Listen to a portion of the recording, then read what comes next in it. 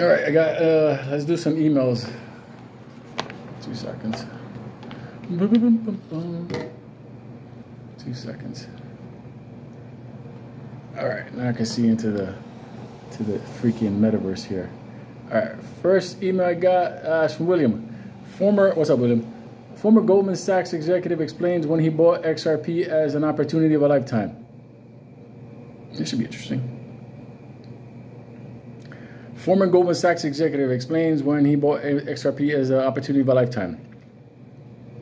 You know what's really interesting? I never really had a problem with the guys at Goldman. It was very strange because the guys at Goldman were like totally different. Like everybody was Goldman. Like people at Treasury, everybody. The SEC, it was like, you're Goldman. Hey, he's Goldman. Yeah, he's Goldman too. He used to work. Just saying, not for nothing. You know, them motherfuckers are suspect. It's cool. They used to have the best fucking bagels in the office. They used to have bagels there from H&H. Yeah, it was H&H. No, PAX.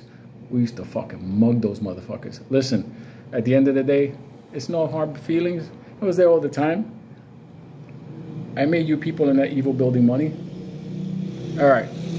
CEO and co-founder of Real Vision Group, the former Goldman Sachs executive, Raul Powell, has disclosed his perfectly timed entry into XRP, deemed it the opportunity of a lifetime. Raul Powell's revelation comes amid a recent live podcast with pro-XRP attorney John Deaton, where they dissected the next phase of the crypto industry. Part of the highlights of the conversation was Raul Powell's revelation about his strategic move into XRP market. Oh, wait a minute. I actually have the interview here. Hold on a second.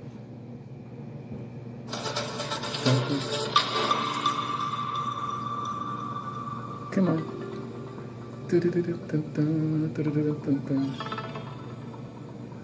I would like to share this interview. Yeah, let's take a look at this.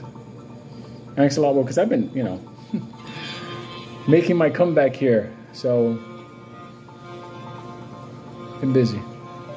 Here we go. And we are live. Welcome to Crypto Law TV. I'm John Deaton, the founder and your host. I'm not going to waste any time. I want to bring on a special guest. He does not need an introduction into the world of crypto. Most of you viewers out there know him, follow him, pay close attention to him. But I'm going to introduce him anyways. We're talking to Raul Powell, the CEO and co-founder of Real Vision, which I agree provides unparalleled access with the very best insights and analysis to financial minds. He prides himself on being a business psychoeconomist, investment strategist, and economic historian. His long, impressive career involves head of European hedge fund sales, equities, and equity derivatives at Goldman Sachs in Europe, portfolio manager of GLG Global Macro Fund, and founder and CEO of the Global Macro Investor. Raul Powell, welcome. It's great to be here, John. Been looking forward to this. Oh, I've absolutely been looking forward to it. I told you off camera, so the audience knows this is the first time you and I have ever had a conversation. I reached out to you. You were gracious enough to come on. I know that you are very popular in demand, and so I'm really looking forward to it. I want to start off with what you've established with Real Vision. I've been interviewed by Ash and others. I dig it, and I think I have an idea of why you did it and what your vision is, but I want you to say it in your own words. If you could explain to everyone, why'd you do it? It's actually very important because, listen, you know, I've been at the epicenter of the financial industry, Goldman Sachs, you know, the GLG partners, people won't realize, but that was the largest hedge fund firm in Europe. You know, I kind of knew everything from the inside. I opted out of the rat race and semi-retired, moved to Spain, started my research service, Global Macro Investor, which is like the world's biggest hedge funds, family offices, that kind of stuff, subscribed to. And I kind of forecast the financial crisis. And then we had the European debt crisis as well, where Europe almost blew up. And at that point, I had to buy a generator and tin food because I thought we were going to lose the banks over the weekend until the ECB forced a bailout on the Spanish. This is why I laughed, because I remember those days. Friends of my parents and friends of friends lost their entire life savings in the banking system. People lost their investments, my dad's retirement account, all of that stuff. And people come to me and say, why didn't we know what was going on? I had to stop it for a second. You didn't know what was going on because the U.S. government was covering for Bear, Lehman, AIG, and they were keeping all the bonds propped up, while they were offloading everything to the Europeans. And you guys were buying it thinking you guys were going to flip it in the 30-day cycle. They offloaded all that fucking toxic shit, and it spread everywhere. To hear somebody on the other side, I remember those days. That's why I don't trust Wall Street 100%. They were offloading all that shit and propping up the books, while nobody on the other side, their business partner, their clients, were just gobbling all that shit up. Goldman Sachs, let's just stop. The best bagels. I'm like, well, I knew, obviously. But I didn't have a platform at the time to help people. Twitter didn't exist. There was no way of communicating at scale with people. So that sat really badly with me for a year, and I thought I need to do something about it. And that's when I decided, okay, what could I do is kind of completely invert the pyramid and give everybody access to the world's smartest people, the best analysts, strategists, the hedge fund managers themselves, and let's share that information in long form. Because before Real Vision existed, long form podcast didn't exist in finance. We invented the whole thing. Wow. And everybody's kind of copied from then. And that spread by word of mouth. People are like, oh my God, it's like it opened everybody's eyes. So our mission has really been to, up until recently, was to democratize the very best financial intelligence. And it's recently changed because a lot of people are doing that now, which is fantastic. So what we're really doing is we built out this new Real Vision platform is to give people the knowledge, tools, and network for them to succeed. So we arm people with the knowledge, tools, and network for them to succeed in their financial lives. Because as you and I know, the reason we've got to know each other just over Twitter is we're in the same network. Yeah. Right? We think about the same things. We talk to similar people. We're trying to figure out the world together. So having a network is actually a superpower. But not everybody has the network and reach that you and I have from social media. But Real Vision has created that for people, tens of thousands of people all across the world, 121 countries. And the knowledge is obviously the content itself, the education side, and then the tools are AI, and a whole bunch of other stuff, the pricing, charting, all the stuff. So we're trying to create a place where people can take their entire financial journey and start at information, which is where we all start, move that to knowledge, and end up somewhere near wisdom. And if we can do that, we can help a lot of people. As part of that journey was my crypto journey as well. So at the same time that the European banks blew up, I started going around the world trying to start the world's safest bank with a bunch of family offices, some famous guys and famous hedge fund people as well. And that's impossible. We went all around the world trying to set something up. And what we wanted to do was just hold US treasuries directly with the Fed, i.e. no fractional reserve banking. Right. Eventually, the Dallas Fed stopped us and said, this is a great idea, but we're not going to let you do it. And nobody will. I said, why? They said, you'll take all the deposits from the banking system. Yep. Because everything else is fractional reserve banking. And at that point, I was kind of writing Global Macro Investor about the frustrations of this. And a client of mine just said, hey, listen, you need to take a look at Bitcoin. I'd heard about it. Right. So this is 2012. And I wrote the first ever macro strategy piece on how to value Bitcoin in early 2013.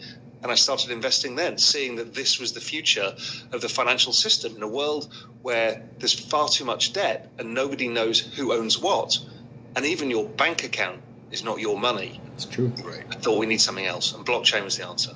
Well, and the government's still doing it. Look what I don't know how familiar you are with Custodial Bank and Caitlin Long and how the Fed denied a master account. Same reason. And she had that same revolutionary idea as you, Ron, which is to have one-on-one, like 108% reserves, right? Imagine that. There could never be a bank run because you've got it, right? And so, but the government is engaging in some of the things we're going to talk about. So, listen, you obviously moving from traditional finance, as big as you were into that, to this crypto world. What similarities and differences do you see, if any? So the similarities are, and it took me a while to actually figure this all out, but my work at Global Macro Investor showed that it's driven by the same things, the same business cycle, the same liquidity cycle, all of the same things that drive all other asset prices drive crypto. So I could use a framework that I understood to do this. Yes, there's a lot of other stuff you need to learn with crypto. It's an endless rabbit hole, as you know. But what I really discovered, and I've been in the space for a long time, but it was really from about 2017 onwards, you realized how many smart people were in the space and the diversity of people, from music artists to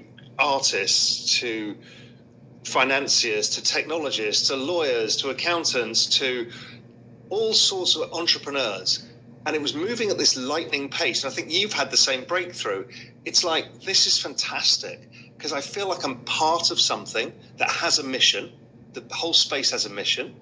We're doing something good because we're building a new system, and we're also making money in the process. And we're attracting an incredible community of the world's smartest, most engaged people. It's like, what's not to love? No, I agree. Listen, I wrote a book where I talked about crypto helped get me out of the bed. You know, I reached success. I had, enough money that was, you always want more, right? But I had enough money to live a comfortable life. I was satisfied. I was happy. All the things that I thought were going to make me satisfied. And it kind of got bored. And all of a sudden, I go down the Bitcoin rabbit hole, sort of in a midlife crisis. And it really has brought a second life to me, and enthusiasm. And are you experiencing that same kind of... Yeah, the amount of energy I've got now and passion about stuff is exponentially larger than I've had for decades. I feel the same kind of way that I felt when I was sitting on the desk at Goldman in this most amazing position in the world, speaking to the world's most famous hedge fund managers during the Asian crisis when it's all happening. I'm like, what a time to be alive. Right. This is like that. It's like you're living on adrenaline, you're excited, it's fun, and it's just very rewarding. Let me ask you, based on the stats I've seen, my question really is going to be, where are we, when you think about mass adoption, Raul, where are we on that curve? I think the stats are less than 2% of the people in the world own Bitcoin. If you count American adults, about 24% own Bitcoin, which is, between 1 and 4 out of every 5. But how far are we from real mass adoption? There's two ways of looking at this. One is Crypto.com have their own kind of very detailed analysis of the number of active wallets. They've got 516 million. Kind of adds up. If you look at Coinbase users, there's 110 million Coinbase accounts. Not all of them are active, obviously. Right now, there's about 10 million active. Binance at about 150 million. Then there's a whole bunch in India. There's a whole bunch of stuff. So it's about 500 million people, wallets, however we want to look at it, right? So that's a reasonable amount. And it's been growing at 100% a year. Even in 2022, which was a bear market, the number of active wallets grew 42%. Wow, I didn't know that. So it's growing incredibly fast. I've said it for a long time, it was the fastest adoption of any technology the world's ever seen. Faster than the internet, faster than the mobile phone, faster than the television. But obviously AI just overtook that. It got 0 to 100 million in 5 weeks. But still, the pace of adoption is ridiculously big. So even if we extrapolate out the trend, in a year's time, we're 1 billion.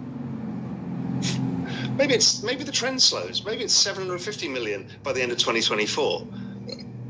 And then, you very soon get to very large numbers, 2, 3, 4 billion people, which is kind of when you get a more saturated market. So we are still early, but we're not super early. And I would suggest that the cycle that lies ahead that we've started is probably the cycle that I refer to as the everything, everywhere, all at once cycle, where we do see adoption from every angle.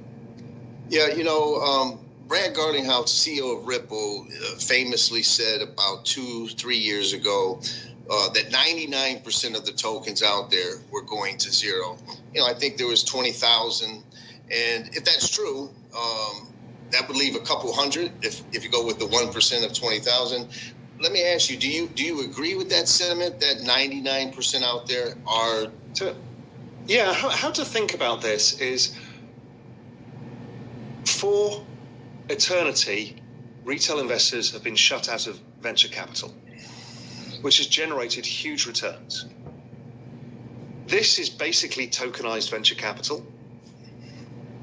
And so the VC game is about 80% of everything goes to zero. 18% does okay, and 1% knocks it out of the park. It's exactly the same. New businesses die when they don't get traction, and that's okay. It's this perfect, pure capitalist cycle that goes on in crypto. Yeah, there's a bunch of scams and there's a bunch of bad behavior, but there is in all businesses. And it's not just in crypto. Yeah, I want to actually play a clip when you were on with Scott Melker, and then a clip from me on Charles Payne. I think we talked about something very similar. Let's play the Scott Melker clip first, please. You have been given one gift, is you can buy a fractionalized asset that you can be a billionaire, or you can make $200 a week and you can put 10% of your money in it because it's fractionalized. And also, I've talked a lot about this before, this is the first time the little guy gets a chance to front run the institution. And it's not easy, right? Plenty got wrecked on the route. Everybody told them just to hold, don't use leverage, and people don't listen. They lose their fucking minds in the middle of these things. But if they could just hold, maybe dollar cost average, don't use leverage, and put it on your ledger device, your probability of success is extremely high, and then you get to front run what is now the dumb money, which is the institutions. So much, but I want to play you where I'm going to say, because I have you on here, I'm going to say great minds think alike. Let's play me on Charles Payne. And what I think what's happening is that cryptocurrencies and Bitcoin, it's one of the few times in history where the individual kind of front run the industry, if you will, in the hedge funds. And personally, I think the Gensler's attack on crypto is to allow the hedge funds and the Wall Streeters to come in, crash the market. They come in and by the way, they did that with the stock market. So anyways, obviously, which is going to segue to our next topic, which is the United States and regulation. Do you believe there's any truth to what I was saying where... I'm going to do this as Goldman Sachs executive talks crypto part 1. I'll be back with another video because I got to make a phone call, and we're going to do that right now. It's pretty good. Fucking brilliant, the fact that yes, retail is basically now in the venture market, in the crypto market. We were locked out before, not no more. I'll be back.